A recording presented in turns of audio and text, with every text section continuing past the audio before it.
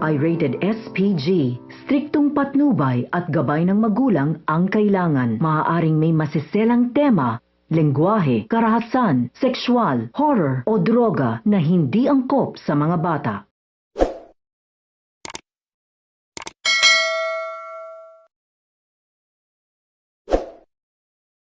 Hindi na nga napigilan ni Paulo at Thea na itago pa ang kanilang pagtataksil dahil nalaman na nga ni Marge ang masakit na katotohanan.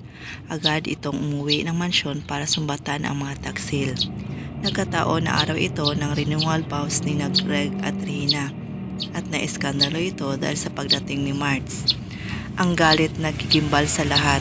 Pinatigil ni Marge ang seremonya kaya nagtaka ang lahat lalo na si Rina. Tinanong ni Rina kung bakit ito galit at nag-iskandalo at kung bakit umano sinira ang araw ng kanilang renewal vows ni Greg.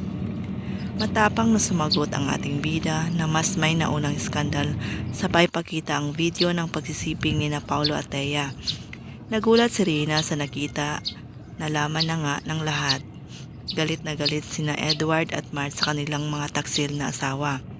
Ano na kaya ang susunod na mga kaganapan sa House of Lies ngayong mawawasak na nga ang pamilyang Torrecampo? Abangan!